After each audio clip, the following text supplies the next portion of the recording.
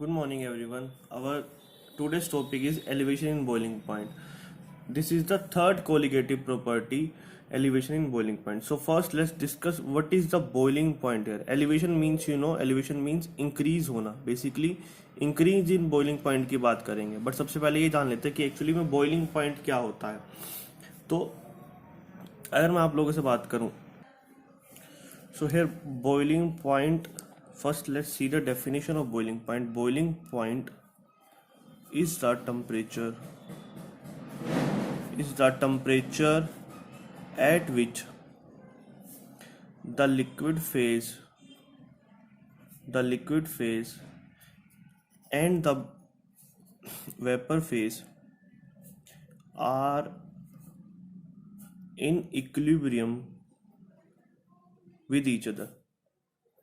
मतलब की बात क्या है कि वेपर फेज जो होगा हमारा और लिक्विड फेज होगा वो आपस में इक्विलिब्रियम में होंगे एक दूसरे के. उस जिस टेम्परेचर पे ऐसा चीज अचीव हो जाएगी उस टेम्परेचर को हम सिंपली बोलेंगे बॉइलिंग पॉइंट. लेट्स सपोज अगर ये हमारा लिक्विड फेज है, this is our liquid phase and this is our vapour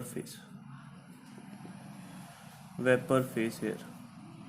सो जिस पॉइंट पे जब ये दोनों आपस में इक्विलिब्रियम होंगे, जिस भी टेम्परेचर पे ऐसा अचीव हो जाए कि जितने मॉलिक्यूल्स हमारे लिक्विड से वेपर फेज में जा रहे हैं उतने मॉलिक्यूल्स हमारे वेपर से लिक्विड फेज में आने स्टार्ट हो जाएंगे, तो उस टेम्परेचर को हम बोलेंगे बॉइलिंग पॉइंट. या हम और भी एक और डेफिनेशन इसकी बोल सकते हैं. क्या मैं बोलूँ टेम्परेचर, इट इज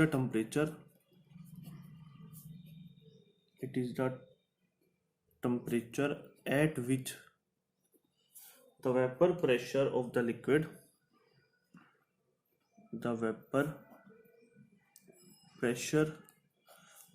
जो भी हमने लिक्विड लिया उसका वेपर प्रेशर जो होगा will be equal to the और बिकम्स इक्वल टू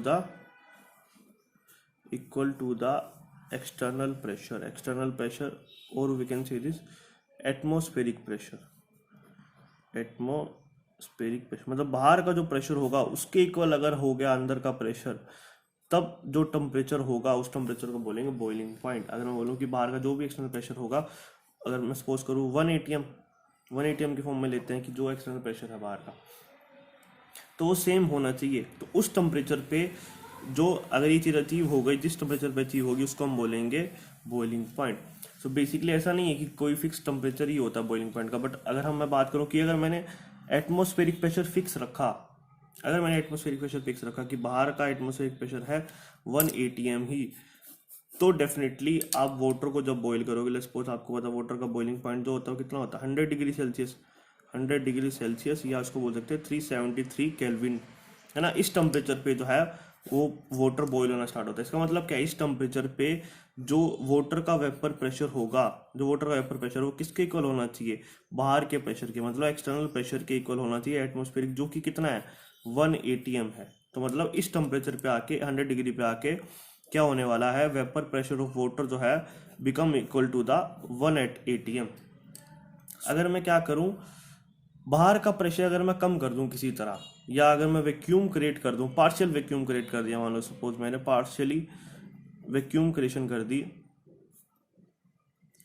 सपोज मैंने पहले प्रेशर जो है बाहर का प्रेशर 1 atm था, तो मैंने अब कितना कर दिया 0.5 atm प्रेशर कर दिया बाहर का. तो क्या होगा, अब बाहर का प्रेशर तो कम हो गया, तो डेफिनेटली जो है अब जो मुझे लिक्विड का वेपर प्रेशर क्रिएट करना है वो अब लो टेम्परेचर पे कर पाऊंगा या नहीं कर पाऊंगा, है ना. अगर if external pressure is low then definitely I will have to, तो इन दोनों को अब इक्वल करने के लिए अंदर के प्रेशर को और बाहर के प्रेशर को मुझे टेम्परेचर कम रखना पड़ेगा. कम टेम्परेचर पे भी मैं उसको इजीली बाहर और अंदर के प्रेशर को इक्वल कर सकता हूँ, क्योंकि यहाँ पे मुझे 1 atm प्रेशर अचीव करना था अंदर का. जितना ज़्यादा टेम्परेचर मैं दूंगा, है ना, जितना ज़्यादा टेम्परेचर मैं दूंगा लिक्विड को, उतना ही वेपर प्रेशर क्रिएट होगा. The more temperature I will give it to the liquid, the more will be the vapour formation.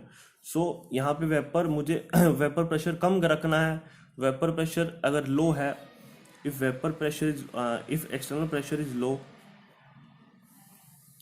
Pressure is low, so मुझे वेपर प्रेशर भी कम ही मेंटेन करके रखना पड़ेगा, वेपर प्रेशर भी मुझे लो ही रखना पड़ेगा। वेपर प्रेशर लो मतलब वेपर्स कम बनेंगे, सो लो वेपर्स फॉर्मेशन, लो वेपर्स, और लो वेपर्स इजीली हम कम टेम्परेचर पे कर सकते हैं ना, थोड़ा टेम्परेचर में रिक्वायर्ड होगा, so less temperature required here, less temperature required. So अगर यहाँ पे इसका 100 डिग्री बॉइलिंग पॉइंट है तो डेफिनेटली मैं मान सकता हूँ कि 50 डिग्री सेल्सियस तक वो पहुँच जाएगा। इसका मतलब क्या है कि बॉइलिंग पॉइंट डिपेंड करता है बाहर के प्रेशर पे, boiling point will depend upon the, boiling point is depend upon the external pressure. ऐसा जरूरी नहीं है कि बॉइलिंग पॉइंट मीन्स हमें टेम्परेचर ज़्यादा देना पड़ेगा या ऐसा कुछ, तो boiling point will always be dependent upon the external pressure also. If you will decrease the external pressure, if we decrease the external pressure, then definitely boiling point will decrease, then boiling point will decrease. If we will increase the external pressure, अगर मैंने फिर से pressure को बढ़ा दिया बाहर वाले को, तो मुझे अंदर का प्रेशर भी बढ़ाना पड़ेगा, जिसके लिए मुझे हाई टेम्परेचर की रिक्वायरमेंट होगी। सो बॉइलिंग पॉइंट जरूरी नहीं है कि ज़्यादा ही टेम्परेचर पे होता है हमेशा, it will सोलिली depend upon the external pressure, बाहर का प्रेशर हमने कितना लिया उस पर डिपेंड करने वाली है ये चीज़, ठीक है। अब ये चीज़ तो थी कि मैंने बाहर का प्रेशर जो है वो कम रख दिया, मगर अगर मैं अंदर का प्रेशर ही चेंज कर दूं पहले से, अंदर का प्रेशर कैसे चेंज कर सकते हैं, हमने फर्स्ट कोलिगेटिव प्रॉपर्टी पढ़ी है relative lowering of vapour pressure. So relative lowering of vapour pressure में हमने लोग क्या पढ़ा था, RLVP में क्या पढ़ा था हमने, if I add a non volatile solute to a pure solvent, then the solution formed will have less vapor pressure as compared to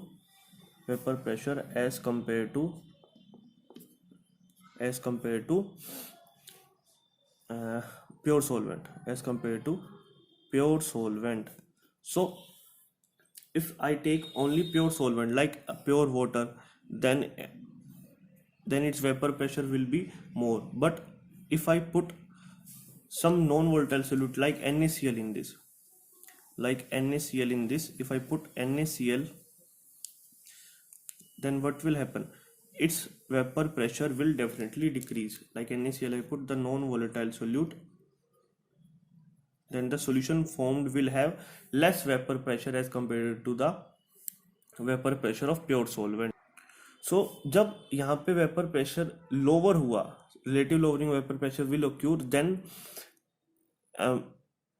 तब क्या होने वाला उसके बाद, तो बॉइलिंग पॉइंट पे क्या फर्क आएगा हम लोग देखिए। अगर वेपर प्रेशर डिक्रीज हुआ, वेपर प्रेशर अंदर का डिक्रीज हुआ, तो डेफिनेटली बॉइलिंग पॉइंट जो है वो क्या करने वाला है, इंक्रीज होने वाला है। क्यों, कैसे देखते हूँ। अगर मैंने बोला कि बाहर का एक्सटर्नल प्रेशर जो मैंने लिया, बाहर का जो प्रेशर है वो मैंने 1 ATM रखा है, ये 1 ATM को मैं सिंपली 760 mmHg भी बोल सकता हूँ, बाहर का टेम्परेचर मैंने फिक्स रख दिया। बट अगर अंदर का टेम्परेचर मैंने शुरू में रखा था सेम ही, मान लो बॉइलिंग पॉइंट पहले 100 डिग्री सेल्सियस था, तो डेफिनेटली यहाँ पे क्या होगा, अंदर का प्रेशर भी जो है 1 ATM ही रहेगा, क्योंकि दोनों इक्वल होने वाले। बट इन केस मैंने नॉन वोलेटाइल सोल्यूट डाल दिया है ना, after addition of non volatile solute like NaCl, then external pressure will remain same, external pressure will be 1 ATM also here, or 760 mmHg, external pressure will remain same, but अंदर का pressure क्या होगा, अंदर का प्रेशर जो है वो थोड़ा सा डिक्रीज हो चुका है, अप्रोक्सीमेटली मान लो 750 mmHg या 730 मान लो 730 mmHg हो चुका है, तो कंपेरेटिवली 30 mmHg का यहाँ डिफरेंस आया। इसकी वजह से क्या होगा, अगर अब मुझे बॉइलिंग पॉइंट उसका फिर से लेके आना है, तो बॉइलिंग पॉइंट कौन सा टेम्परेचर है, जहाँ पे internal pressure will become equal to the external pressure, इसके इक्वल आना चाहिए। तो 730 से मुझे 760 तक उसको रेज करना है। So to raise the vapour pressure I have to raise the temperature. So here to raise the vapour pressure of liquid till the atmospheric pressure I have to heat the solution more or at high temperature comparatively, or at high temperature comparatively. उसके comparison में अगर मैं बात करूँ तो ज़्यादा temperature पे मुझे उसको क्या करना पड़ेगा, अब बॉईल करना पड़ेगा, हीट देनी पड़ेगी. सो ज़्यादा टेम्परेचर दिया तो मतलब क्या है, बॉइलिंग पॉइंट उसका ऑटोमेटिकली राइज होने लगा. तो मतलब क्या है, यहाँ पे बॉइलिंग पॉइंट जो है वो इंक्रीज हो चला है ना. तो अगर मैं बोलूँ कि नॉन वोलेटाइल सोल्यूट ऐड करने से मेरा वेपर प्रेशर डिक्रीज हो रहा है, इसका मतलब क्या है, बॉइलिंग पॉइंट इंक्रीज होगा वहाँ पे. सो इसी प्रॉपर्टी को बोलते हैं basically elevation in boiling point. Boiling point का इंक्रीज होना किस वजह से हुआ, reason being the non volatile solute. So और एक और बात, अब ये भी elevation in boiling point it is a colligative property. How will you prove this? Elevation in boiling point is a colligative property because if we add more non-volatile solute,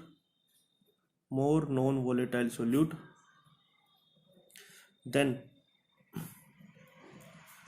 more will be the decrease in vapour pressure. हम लोगों ने देखा था relative lowering of vapour pressure जो है वो एक colligative property, क्योंकि वो सिर्फ डिपेंड करती है, it will depend only upon the quantity of या नंबर ऑफ मोल्स और number of particles of the solute. It will not depend upon the nature of the solute है.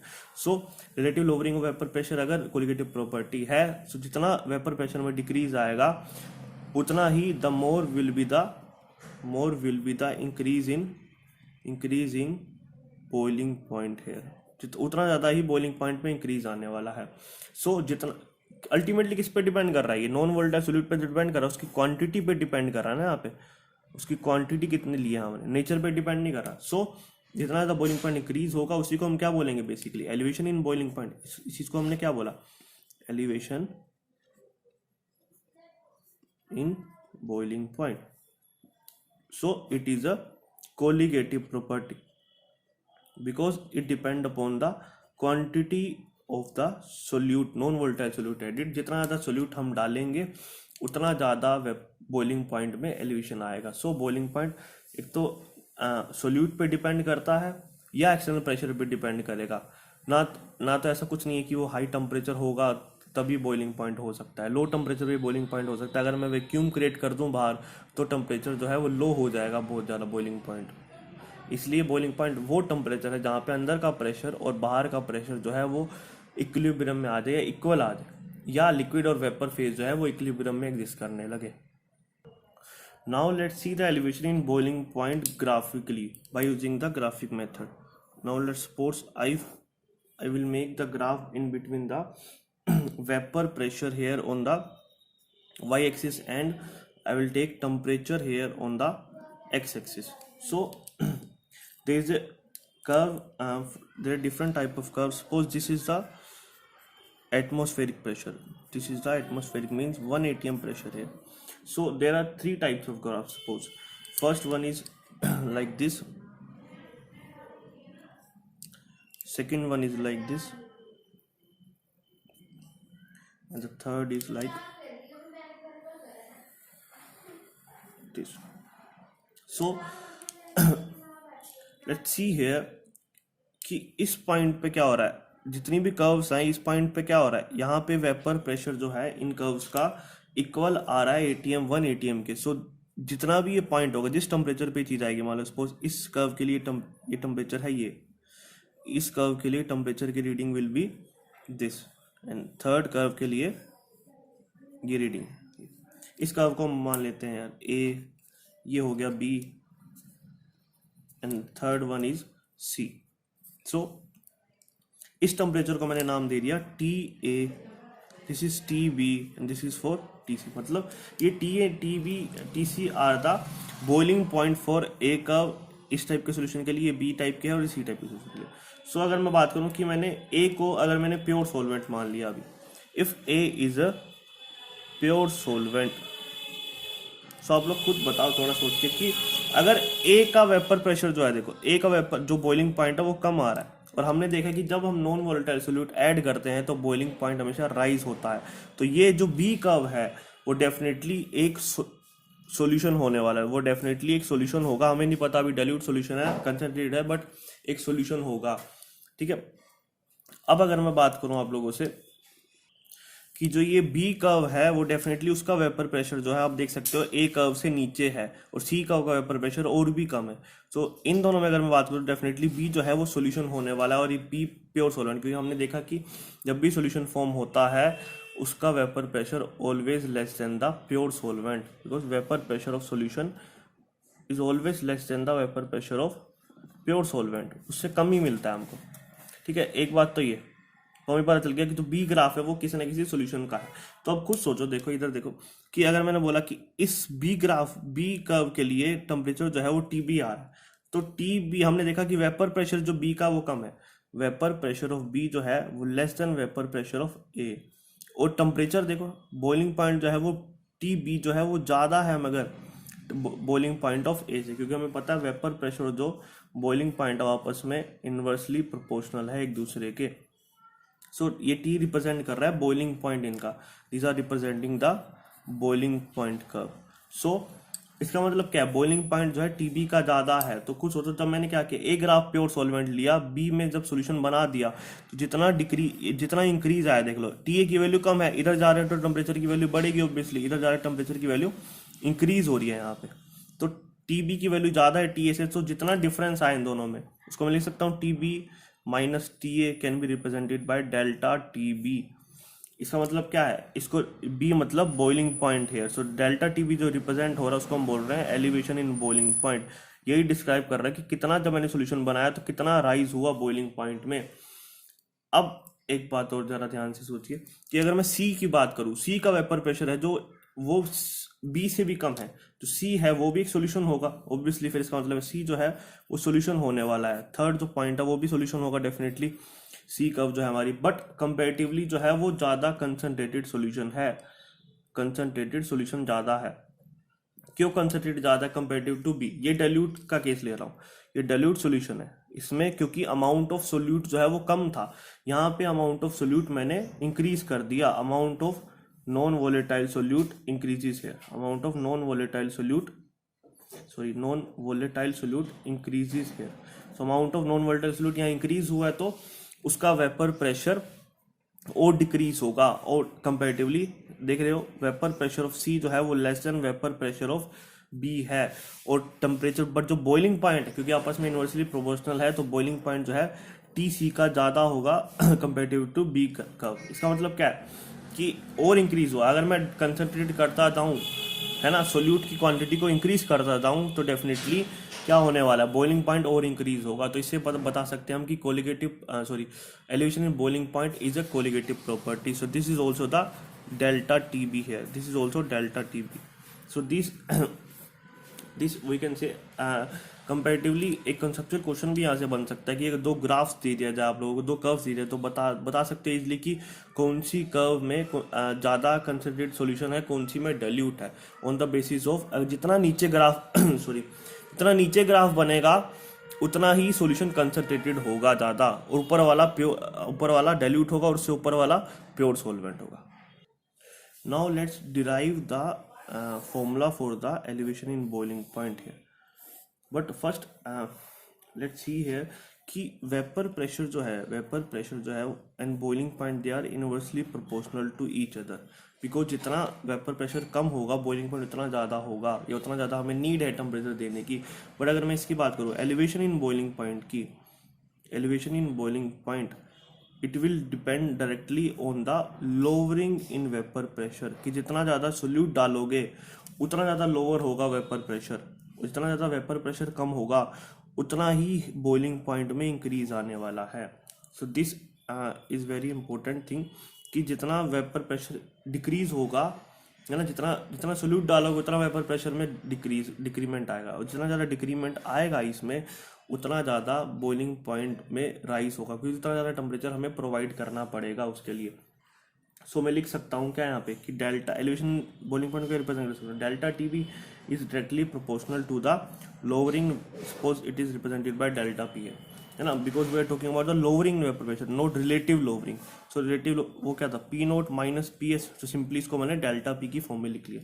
अब अगर मैं बात करूँ कि डेल्टा पी किस पे डिपेंड कर रहा है, and delta P will depend upon the, क्योंकि colligative property it will depend upon the amount of solute या मोल फ्रैक्शन ऑफ सोल्यूट यहाँ पे लिया मैंने, है ना। इसको क्या बोलते हैं, मोल फ्रैक्शन ऑफ सोल्यूट है, मोल फ्रैक्शन ऑफ सोल्यूट। सो एक ये क्वेश्चन आ गई फर्स्ट और एक सेकंड। सो फ्रॉम 1 and 2 में लिख सकता हूँ, from 1 and 2 I can write here that delta TB will directly proportional to x2, इस क्योंकि ये इसके डायरेक्टली प्रोपोर्शनल है और ये इसके डायरेक्टली प्रोपोर्शनल है, तो ये दोनों भी आपस में एक दूसरे के डायरेक्टली प्रोपोर्शनल होने वाले हैं। सो नाउ अब मैं क्या लिख सकता हूँ, प्रोपोर्शनलिटी कांस्टेंट हटा के if I remove the proportional constant then I have to write one another constant, suppose it is k, now suppose it is kx2, so also x2 is a mole fraction, so x2 is a mole fraction, so we can write also here formula of x2 will be n2 upon n1 plus n2 means number of moles of solute divided by total number of moles, है ना। This is the mole fraction, बताता है कि कितना मोल पड़ा है उस solute का, टोटल अमाउंट ऑफ सोल्यूट में। So number of moles solute divide by total number of moles of solute. Now if solution is dilute, अगर मैंने बोला कि सोल्यूशन जो है वो डाइल्यूट ले लिया, मतलब क्या है कि सोलवेंट की कंसंट्रेशन यहाँ पे ज़्यादा है तो कंपेरेटिवली N2 के मोल जो है वो ज़्यादा हो गया N1 से। सो N1 प्लस N2 जो है इसको मैं लिख सकता हूँ करके सिंपली N2। अगर छोटी क्वांटिटी ऐड करोगे बड़ी क्वांटिटी में तो लगभग वो बड़ी के इक्वल ही आने वाली, क्योंकि सोल्यूशन डाइल्यूट है, सोलवेंट की कंसंट्रेशन बहुत ज़्यादा है, सोल्यूट की कंसंट्रेशन काफ़ी कम है यहाँ पे। सो इसलिए मैंने क्या किया कि दोनों को ऐड जब करूंगा तो लगभग वो N2 के इक्वल ही आएगा नंबर ऑफ मोल्स के। सो x2 किसके इक्वल बन गया, x2 will be equal to N2 upon sorry कुछ गड़बड़ कर दिया, यहाँ पे N1 के इक्वल आएगा क्योंकि N1 सोलवेंट है हमारा, N1 is the solvent here, sorry N1 is the solvent here, N2 is the solute, so N1 plus N2 will be equal to N1, so x2 become N2 upon N1। So the total formula here becomes delta TB will be equal to k into n2 upon n1, n2 upon n1. So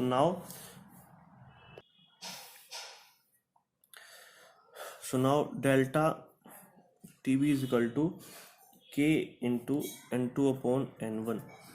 So as we already know कि n is a number of moles here, so n1 can be written as is equal to given mass of solvent divided by molar mass of solvent W1 by M1 here.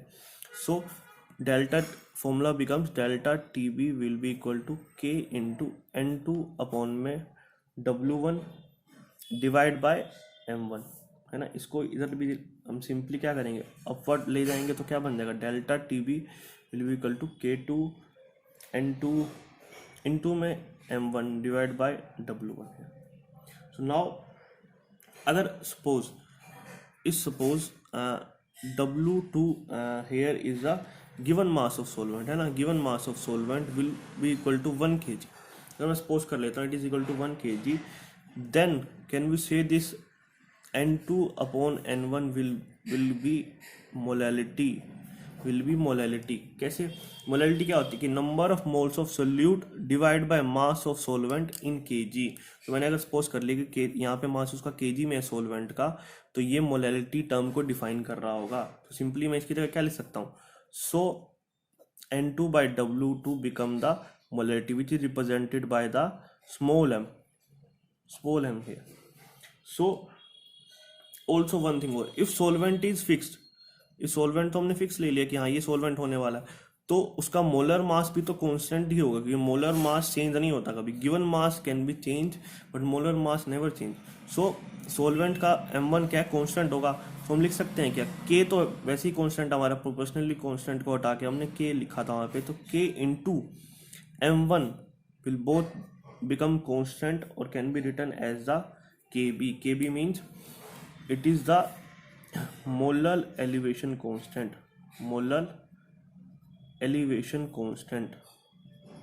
KB को हम बोलते हैं molar elevation constant, और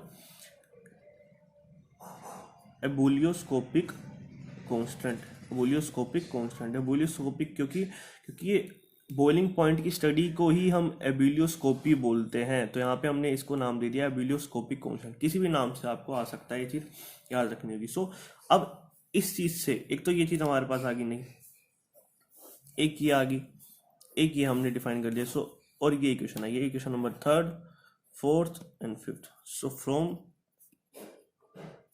3rd 4th and 5th we can say that delta T B will be equal to K dot M one को हमने क्या बोल दिया, के डॉट एम वन को हमने के बी लिख दिया सिंपली, और N two by W one को हम लिख दिया M.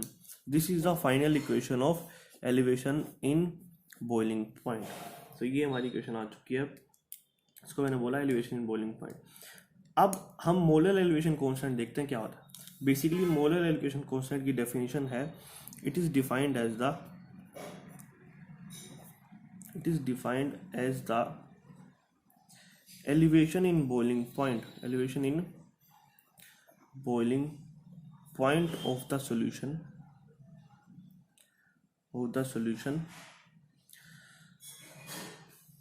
is unity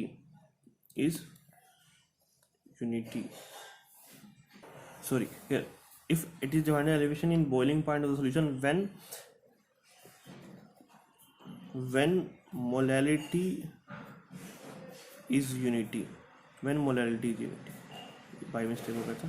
when molality, जब मोलैलिटी को अगर यहाँ पे m की वैल्यू मैं 1 कर दूँ तो मैं क्या बोल पाऊंगा कि जो मोलैलिटी मोलर एलिवेशन कांस्टेंट वो किसके इक्वल है, एलिवेशन इन बॉइलिंग पॉइंट जो कि डेल्टा टी बी है। सो अगर m की वैल्यू 1 हो गई, और m की वैल्यू कब पॉसिबल है 1, सो दैट इज, अगर मैं बोलूँ that is 1 mole of solute is dissolved in 1 kg of solvent, है ना। हमने बोला ना molality is defined as the number of moles of solute which is taken here as 1 mole and dissolved in the divide by, और you can say dissolved in the mass of solvent taken in the kilogram. So both I am taking the unity, so m will become the unity here. सो जब molality unity हो जाएगी, जब molality की value 1 होगी, तो definitely अगर ये value 1 कर दो तो के बी की वैल्यू इक्वल टू हो जाएगी डेल्टा टी बी के। सो this is the definition of molar elevation constant. Molar basically क्या बता रहा है, मोलर मतलब मोलैलिटी वहाँ पे 1 है, इसलिए वहाँ पे टर्म यूज करेंगे molar elevation. Elevation means increase हो रहा है किसका, बॉइलिंग पॉइंट, इसलिए वहाँ टर्म यूज है। So if m is equal to 1, so delta T B become equal to kb. So now if what will be the units of kb? So if can I write this formula like kb will be equal to delta tb upon m, और m को अगर मैं बोलूँ कि delta tb क्या temperature है, तो temperature की यूनिट क्या होगी केल्विन, डिवाइड बाय मोलैलिटी की यूनिट क्या होती है, molality means number of moles. Number of moles को मैं लिख सकता हूँ mol divide present in mass of solvent divide by mass of solvent which is in kilogram. तो इसको तो मैं लिखूंगा टोटल करके तो क्या बन जाएगा केल्विन, ऊपर जाके क्या बन जाएगा किलोग्राम, और इसको मैं लिख सकता हूँ डिवाइड बाय मोल और केल्विन किलोग्राम पर मोल। ये हो गई एसआई यूनिट हमारे पास किसकी, this is the SI unit of KB, molar elevation constant. So basically कुछ फॉर्मूलाज थे डिफाइन करने का, क्या मोलर एलिवेशन कांस्टेंट का डेरिवेशन कर लिया हम लोगों ने और डेफिनेशन कर लिया, and this is the derivation of elevation in boiling point. Now let's see how to find the molar mass of solute given, जो कि हमने जैसे कि लास्ट प्रॉपर्टी में देखा था, इसी तरह हम इस प्रॉपर्टी में करेंगे। कैसे, delta T B will be equal to K B into M. Molality क्या होता है, मोलैलिटी को मैं ऐसे लिख सकता हूँ, molality will be equal to here mass of solute can be written W2 in gram dissolved in given mass of solvent in gram। अगर ऐसे होगा तो है ना, अगर किलोग्राम में होगा तो बेटर है, अगर ग्राम में होगा, अगर ये किलोग्राम में है तो ऐसे ही, अगर वो ग्राम में होगा तो उसको हम ऐसे भी लिख सकते हैं K B multiply W2 in gram divide by W2 gram multiply by 1000, क्योंकि यहाँ डिवाइड करोगे पहले 1000 से ऊपर जाके ऊपर मल्टीप्लाई हो जाएगा। तो अगर ग्राम में दे रखा हो तो ये लिख सकते हो, किलोग्राम में दे रखा हो तो डायरेक्टली ये लिख सकते हो। अब मैं W2 को भी आगे फर्दर स्प्लिट कर सकता हूँ। कैसे, W2 क्या है, sorry here it is by mistake it is number of moles आएगा, सॉरी ये number of moles of solute divide by mass of solvent so यहाँ पे क्या आ जाएगा, N2 को खोल के मैं क्या लिख सकता हूँ, के बी इंटू में N2 क्या होता है, number of moles will be equal to given weight of solute by molar mass of solute multiply by W1 in kg और K B into W2 by M2 multiply W1 in gram, ऊपर में 1000 आ जाए। सो अगर ये multiply को simply क्या हो जाएगा अब मैं इसको क्या लिख सकता हूँ, यहाँ पे डेल्टा टी भी है, so M2 will be equal to what 1000 multiply में के बी इंटू में W2 divide by delta T B into W1 if W2 is given in gram, अगर ग्राम में दे रखा है तो 1000 से मल्टीप्लाई, अगर किलोग्राम में दे रखा है डायरेक्टली तो क्या हो जाएगा, K B into W2 divide by delta T B into W1. So these are two formulas for the finding the molar mass of the solute. So this is up for today. Thank you so much everyone.